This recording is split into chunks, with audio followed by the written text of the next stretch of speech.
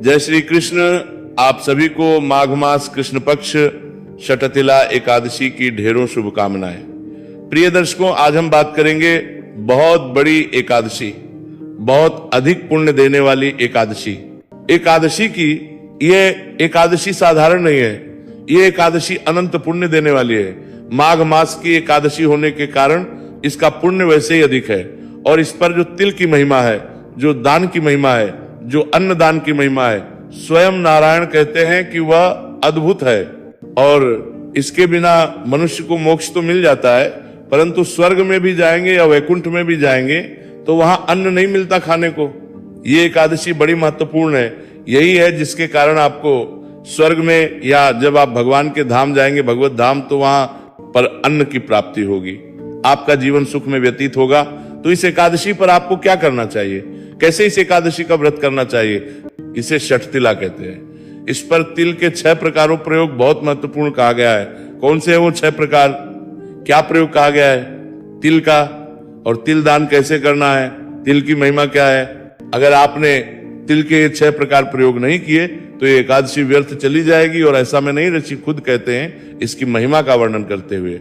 इस एकादशी पर किस किस वस्तु का दान आवश्यक है और क्या विधि होनी चाहिए, क्या नियम होने चाहिए, किन कार्यों को अवश्य करना चाहिए, किन को नहीं करना चाहिए, व्रत के नियम क्या हैं, आदि संपूर्ण इस वीडियो के माध्यम से आपको प्रदान की जाएगी। आपसे निवेदन है कि वीडियो यदि थोड़ा सा भी उपयोगी लगे तो कृपया एक बार लाइक अवश्य कर दीजिएगा और जितना हो सके शेयर कीजिए, क्योंकि इस प्रकार की विधि के साथ जानकारी YouTube पर उपलब्ध ही नहीं है। और एकादशी का व्रत तो सर्वाधिक किया जाने वाला व्रत है। बहुत सारे लोग व्रत करते हैं, तो उनको लाभ हो इसके लिए आवश्यक है कि ये जानकारी सब तक पहुंचे। और ये दायित्व तो आप सभी दर्शकों का है जो देख रहे हैं, तो इसको अधिक से अधिक व्हाट्सएप कीजिए, शेयर कीजिए। आप देख रहे हैं प्राचीन मार्ग टीवी ज्योतिष संस्थान का प्रतिष्ठित यूट्यूब चैनल प्राचीन मार्ग टीवी धार्मिक। हम यहाँ पर सभी व्रत और त्योहारों की सही शास्त्रीय जानकारी प्रदान करते हैं। ज्योतिष शास्त्र और पंचांग के आधार पर आपको बताते हैं कौन सी तिथि कब है, व्रत आदि कब करना है, क्या विधि है, क्या नियम है और क्या गलती नहीं करनी है। यदि आप सभी व्रत और त्योहारों की सही शास्त्रीय जानकारी पाते रहना चाहते हैं तो कृपया चैनल को सब्सक्राइब कीजिए और बेल आइकन को प्रेस कीजिए। आइए प्रिय करने की प्रश्न की दर्शकों जानकारी आरंभ करते हैं, बात करते हैं आने वाली एकादशी षटतिला एकादशी की। प्रिय भक्तों, माघ मास के कृष्ण पक्ष की जो एकादशी है उसको षटतिला एकादशी कहा जाता है। ये एकादशी सभी पापों का नाश करने वाली है, ये मनुष्य को मोक्ष देने वाली है। और उससे भी बढ़ के ये मनुष्य को जब आप वैकुंठ जाते हैं, स्वर्ग में जाते हैं, तो वहां भोजन देने वाली है, उत्तम सुविधाएं देने वाली है। और जो मनुष्य इस जीवन में इसका व्रत करता है वह इस जीवन में जीते जी ही सभी भोगों को भोग लेता है, उत्तम सुख प्राप्त करता है। प्रिय दर्शकों, ये एकादशी महत्वपूर्ण इसलिए भी है क्योंकि इस अगर हम जगत की बात करें तो आज के समय पर सबसे अधिक जो पाप कर्म हो रहा है वो है ईर्ष्या का। ईर्ष्या हर ओर फैली हुई है, हर किसी को किसी न किसी से ईर्ष्या होती है, किसी को किसी की तरक्की से, किसी को किसी की सुंदरता से, किसी को किसी के रिश्ते से ईर्ष्या बहुत है। और ईर्ष्या जो है वो बड़ा पाप है। ईर्ष्या से जो पाप उत्पन्न होता है वह षटतिला एकादशी के व्रत पुण्य से नष्ट हो जाता है। ईर्ष्या से इसकी महिमा बताते हुए कहते हैं कि जो मनुष्य षटतिला एकादशी का व्रत करते हैं, पूजन करते हैं, वे ब्रह्म हत्या, पराय धन की चोरी, दूसरे की उन्नति को देखकर ईर्ष्या करने का पाप और अनेक प्रकार के व्यसनों में फंसे होने के बाद भी नरक को प्राप्त करते, उनके सभी पापों का नाश हो जाता है। इसका कारण क्या है? इसका कारण है षटतिला एकादशी।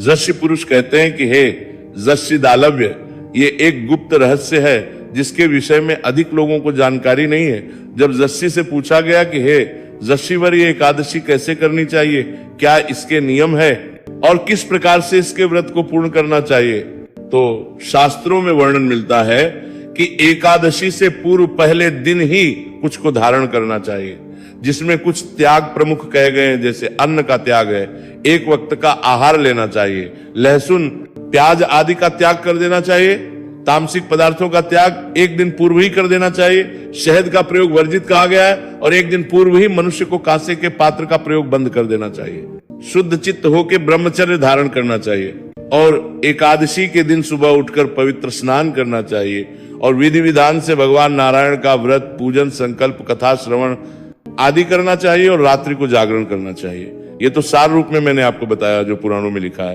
क्योंकि यहां पर जो बड़ी जानकारी मैं आपको देने जा रहा हूं वो ये कि इस एकादशी पर तिल के 6 प्रयोग कहे गए हैं। इसका नाम क्या है? छठ। तिला छठ मतलब छठ नहीं, छठ तिल का प्रयोग इस एकादशी में महत्वपूर्ण है, इसीलिए इसको छठ तिला एकादशी कहा जाता है।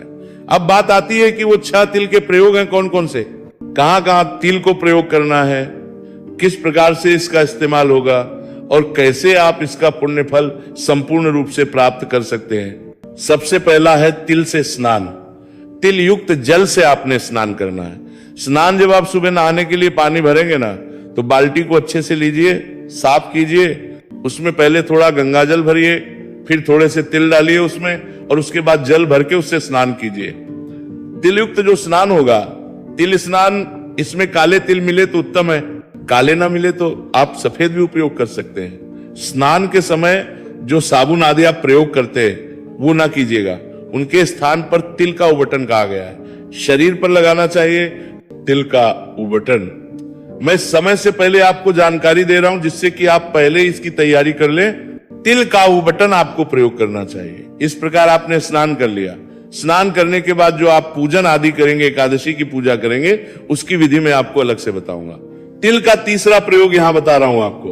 तिल का तीसरा प्रयोग कहा गया है तिल का हवन। तो आपने एक हवन करना है छोटा सा। सामग्री जो बनाते हैं ना, उसमें काले तिल डलते ही हैं। जब भी आप हवन करते हैं तो सामग्री में काले तिल डाले जाते हैं, तो उसका हवन करना चाहिए आपको। हवन कैसे करेंगे? आप छोटा हवन कर सकते हैं। 11-21 आहुति का मैं विधि आपको अलग से भी बता दूंगा। एकादशी में अभी समय है, आप प्रमुख मुझे बता रहा हूं ये कि कैसे ये एकादशी आपने करनी है। तिल का हवन करना चाहिए। तिल का तर्पण मैं प्रत्येक एकादशी पर आपको तर्पण बताता ही हूं, और तर्पण में तिल प्रयोग करने को सदा कहता हूं। काले तिल के बिना हम तर्पण करते ही नहीं है। अगर अभी तक कोई नहीं करता था, बहुत से लोग होंगे जो एकादशी पर तर्पण नहीं करते होंगे। मैं जबकि हमेशा बताता ही हूं, और गीता का 7वां अध्याय भी आपके लिए अपलोड करता ही हूं। तो तिल का तर्पण करना चाहिए इस दिन। ये इसका तिल का चौथा प्रयोग है। 5वां कहा गया है तिल का भोजन। अब तिल का जो भोजन है वो छठ तिला, एकादशी को नहीं। ये भोजन आप करेंगे पारण वाले दिन, व्रत खोलेंगे इससे। और छठा रहेगा तिलों का दान।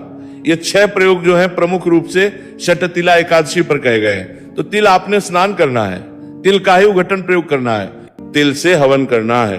हवन कैसे करेंगे मैंने पहले बताया है। यहां फिर बता दूं कि सामग्री बनाइएगा। हवन की 5 मैं मंत्र बता रहा हूं, 5 मंत्रों के कम से कम 5-5 आहुति दीजिएगा। अधिक जो भी आप 11-21 दे पाए दे सकते हैं। मंत्र आप एक बार ध्यान से सुन लीजिए। ओम देवता नमः स्वाहा, ओम देवता नमः स्वाहा पहला ये, इसकी 5 या 11 आहुति। फिर स्थान देवता ओम नमः स्वाहा, ओम नमः स्वाहा। वही 5, 11 या 21 जितनी भी आहुति आप दे पाए उसकी देनी है। फिर आपके जो भी इष्ट देवता हैं उनका ध्यान करना है। उनका चित्र मन में बोलते हुए, उनकी सूरत मन में बसाते हुए, उनका ध्यान करते हुए आहुति देंगे। ओम नमः स्वाहा, ओम। इसके बाद आपको कुल देवता के नाम की आहुति देनी है। जो आपकी कुलदेवी है या कुल देवता है उनका ध्यान कीजिएगा और उनकी आहुति दीजिएगा। और अंत में भगवान लक्ष्मी नारायण की आहुति देंगे, उनका ध्यान कीजिए। लक्ष्मी नारायणाभ्यो नमः स्वाहा, ओम लक्ष्मी नारायणा नमः स्वाहा, ओम लक्ष्मी नारायणाभ्यो नमः स्वाहा। इस प्रकार से ये 5 मंत्र हैं जिनकी आपको आहुति अवश्य देनी है। इसके अतिरिक्त आप चाहें तो महामृत्युंजय मंत्र से आहुति दे सकते हैं। पूरी 1 माला 5 माला की आप अगर कर सकें तो गायत्री मंत्र आहुति दे सकते हैं। जितनी भी आप 1 माला 5 माला साथ करना चाहे उतनी, पर ये जो मैंने बताए हैं 5 मंत्र इनका अवश्य करना चाहिए। ये वो हवन है जो आपके घर के सभी कलेशों को दूर करता है। इसमें आप जिन देवताओं को आहुति दे रहे हैं ना, वो सर्वप्रथम आते हैं। कोई भी हवन पूजन आप करेंगे तो पहले इनको पूजा ही जाएगा। इनके पहले, इनके अलावा हवन नहीं हो सकता। पहले इनको पूजेंगे। आप देखेंगे प्रमुख कौन होता है। सबसे पहले वह देवता जो आपके स्थान के देवता हैं। जहां आपका घर है ना, वो एक स्थान है, वहां का कोई होगा, वहां का कोई अधिपति होगा, उसको आहुति मिलनी चाहिए। जिस ग्राम में आप रहते हैं, चाहे शहरों में रहते हैं, लेकिन वो है तो क्षेत्र, उस क्षेत्र का एक अधिपति देवता होता है, तो वो ग्राम देवता कहा गया है शास्त्रों में। उस ग्राम देवता को आहुति दी जानी चाहिए। यही तो है जो सबके यहां सबसे निकट रहते हैं आपके। यही तो अगर प्रसन्न रहेंगे तो आपके घर में खुशहाली रहेगी। फिर आपके इष्ट देवता आते हैं, फिर आपकी कुल देवी आती हैं, और फिर आते हैं जगतपति नारायण, जो इस संसार को चलाने वाले हैं, जिनके कारण ये संसार है, और जो इसका विनाश भी करते हैं। तो उसके बाद अंत में लक्ष्मी नारायण जी का इस प्रकार से ये आहुतियां आपने अवश्य देनी चाहिए। और ये हवन वो हवन है जो आप जितना करें उतना कल्याणकारी है। प्रत्येक अमावस्या कीजिए, पूर्णिमा कीजिए, एकादशी कीजिए। षटतिला पर तो शास्त्रों ने ही कह दिया कि करना है आपको तेरी युक्त हवन, अन्यथा आप प्रत्येक एकादशी पर भी यदि हवन करते तो बड़ा उत्तम है। यहां पे मैं अभी जो जानकारी दे रहा हूं, इसके बाद ही बहुत सारे वीडियो आएंगे मेरे षटतिला एकादशी के विषय में, क्योंकि ये एकादशी बहुत बड़ी एकादशी है, इसकी महिमा बहुत है और इसके नियम बहुत सारे हैं। ऐसी ऐसी जानकारियां के बारे में जो आपने पहले सुनी नहीं होंगी, पिछले साल भी मैंने बहुत सारी जानकारियां दी थी इसके विषय में जो पुराणों में वर्णित है। इस वर्ष फिर से मैं और नई जानकारी लेके आ रहा हूं आपके लिए। तो इस प्रकार से ये तिल के 6 प्रयोग आपने अवश्य करने हैं। अब बात करते हैं इसकी पूजा विधि की। तो स्नान आदि से निवृत्त होके स्वच्छ वस्त्र धारण करने के बाद आपने जो आपका पूजा स्थल है ना, वहां पे बैठ जाना है। सामग्री आप देख लीजिए एक बार कि क्या क्या सामग्री इसमें पूजा के लिए चाहिए गई, आपको वो नोट कर लीजिए, उसको एकत्र कर लीजिए। सामग्री के रूप में आपके पास भगवान श्री हरि विष्णु का कोई चित्र या प्रतिमा उनकी होनी चाहिए। उनको स्थापित करने के लिए एक चौकी लीजिएगा, चौकी पर बिछाने के लिए पीला या लाल वस्त्र लीजिएगा। पूजा में रोली, मौली, पान, सुपारी, लौंग, इलायची, धूप, दीप, नैवेद्य पुष्प की माला हो तो माला, इत्र, जनेऊ, पंचामृत के लिए कच्चा दूध, दही, घी, शक्कर और गंगा जल। शहद का प्रयोग जो है वो एकादशी में नहीं होता है, इसका ध्यान रखिएगा। इस प्रकार से ये सामग्री है जो आपने एकत्र करनी है, इकट्ठी करनी है पूजा के लिए। ये सारी सामग्री एकत्र कीजिए और जो आपका पूजा स्थल है जहां बैठ के आपने पूजन करना है वहां सारी सामग्री रख दीजिए। एक लोटा लीजिए तांबे का, उसमें पहले थोड़ा गंगा जल भरिए, फिर शुद्ध जल भरिए और फूल के माध्यम से इस सभी सामग्री पर और उस स्थान पर जहां बैठकर आपने पूजन करना है जल के छींटे दीजिए। इससे होगा क्या कि ये जो स्थान है ना वो पवित्र हो जाएगा, ये सामग्री भी पवित्र हो जाएगी, क्योंकि सामग्री हमारे पास पहुंचने से पहले ना जाने कितने हाथों से होके निकली है और किसने किस अवस्था में इसको छुआ है। तो भगवान को अर्पित करने से पहले इसका पवित्रीकरण किया जाना चाहिए। तो जल छींटे दीजिए। मैं यहां से मंत्र पढ़ता हूं, ओम पवित्र। इस प्रकार से आपने जल छींटे देके और स्थान को शुद्ध किया है, सामग्री को शुद्ध किया है। अब आप चौकी बिछाइए, चौकी पर जो वस्त्र है लाल या पीला आपके पास उसको बिछाइए। उस पर भगवान नारायण की, भगवान विष्णु की जो तस्वीर या प्रतिमा आपके पास है उसको स्थापित कीजिए, विराजमान कीजिए। उनको विराजमान करने के बाद उनके सामने घी का दिया रखिए। अगर घी दिया रख रहे हैं तो सीधे हाथ की ओर रखा जाएगा, और तेल का दिया रख रहे हैं तो वो उलटे हाथ की ओर आपने रखना है। इस प्रकार से स्थापना करने के बाद 1 चम्मच जल अपने सीधे हाथ पे लीजिए और हाथ धो लीजिए। हाथ धो लीजिए। हाथ धो के आपने जलाशुनी करनी है। तो 2-2 बूंद जल आपने 3 बार पीना है, एक एक मंत्र पर। ओम माधवाय नमः जल लीजिए, पी जाइए। ओम केशवाय नमः जल लीजिए, पी जाइए। ओम नारायणाय नमः जल लीजिए, पी जाइए। ओम हर्षि केशाय नमः, हाथ धो लीजिए। हाथ धोने के बाद अपने आप को तिलक कीजिए, मौली बांधिए। अब हम संकल्प करते हुए भगवान का पूजन करेंगे तो धूप और दीप जो सामने रखे हैं उनको प्रज्वलित कीजिए और व्रत पूजन का संकल्प कीजिए। संकल्प करने के लिए अपने सीधे हाथ पर जल लीजिए। 1 रुपए का सिक्का दक्षिणा के रूप में कम से कम रखिए, अधिक जो भी रखना चाहे वो रख सकते हैं। पुष्प है तो पुष्प रख लीजिए हाथ में। भगवान का करते हुए बोलिए श्री विष्णु ओम श्री विष्णु ओम श्री विष्णु।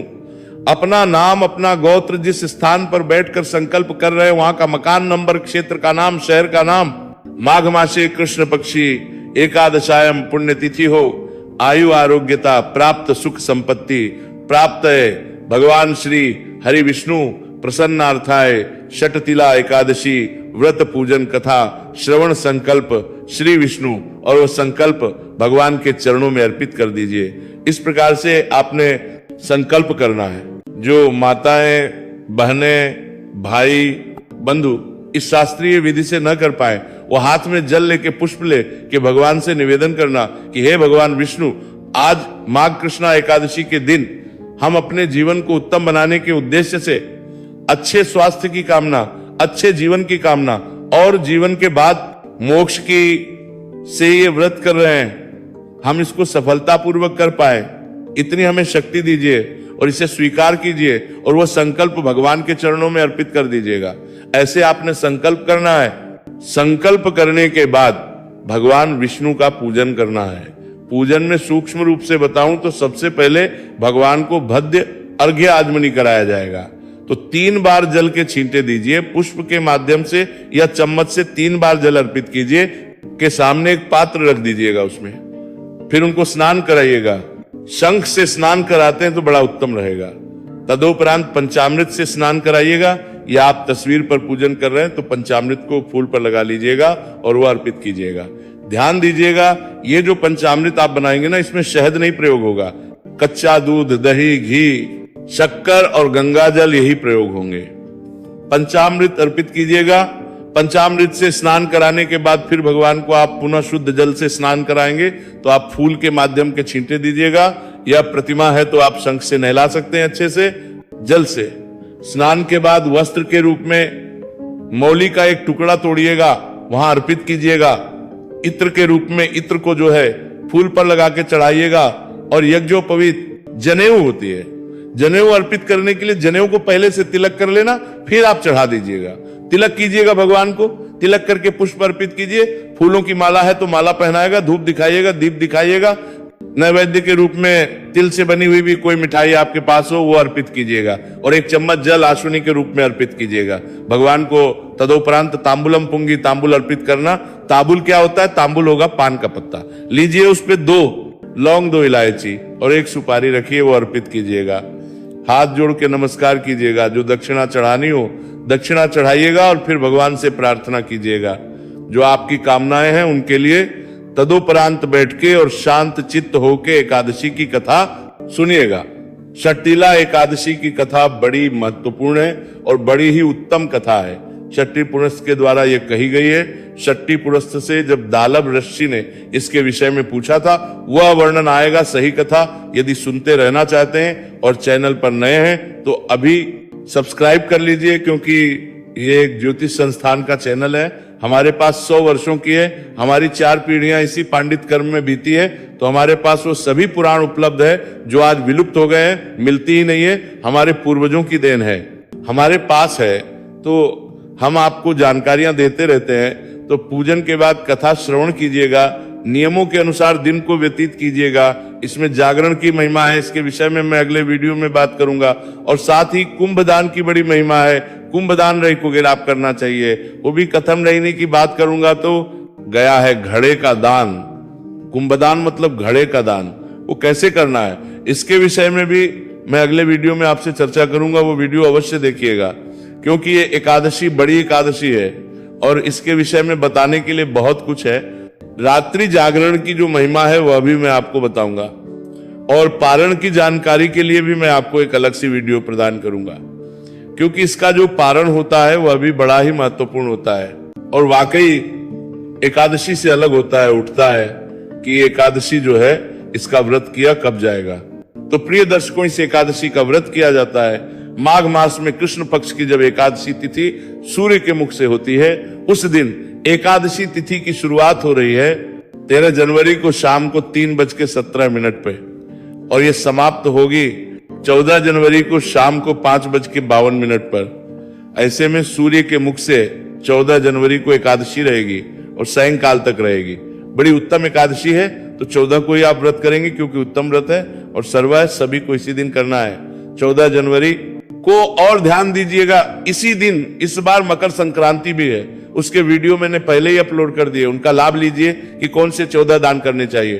5 दान जो महापुण्य देने वाले हैं वो सब वीडियो चैनल पर उपलब्ध हैं, बड़े महत्वपूर्ण है वो वीडियो, उनको अवश्य देखिएगा। बड़ा दिन है 14 जनवरी, नोट कर लीजिए अपने कैलेंडर में। मकर संक्रांति और एकादशी दोनों एक साथ हैं। बहुत सारे शुभ योग भी बन रहे हैं, इनके विषय में भी मैं अगले वीडियो में आपको जानकारी प्रदान करूंगा।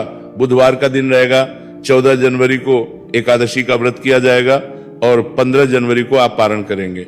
अब बात करते हैं कि जो आप व्रत पूजन करेंगे उसके लिए शुभ समय क्या रहेगा।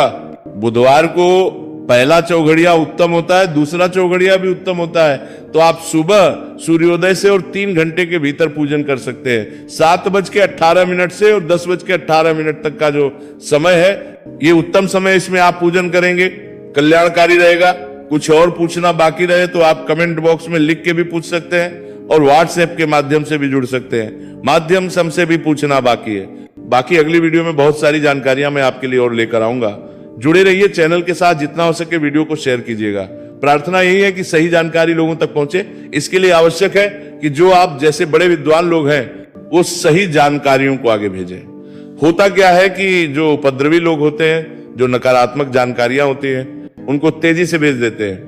आप जैसे जो समझदार लोग होते हैं, आपके पास अच्छी जानकारी पहुंचती है, लेकिन आप इसमें विश्वास नहीं करते कि आप लोगों को भेजे, इसलिए वो जानकारी आगे पहुंच नहीं पाती। तो कृपया इसको आगे भेजिए, लोगों के साथ शेयर कीजिए, जिससे कि सभी लोग जानकारी प्राप्त कर सकें। और भगवान नारायण कहते हैं कि उनकी महिमा को जितना आप प्रचारित प्रसारित करेंगे उतना कल्याण होगा। नारायण सब पर कृपा करे। हरे कृष्ण।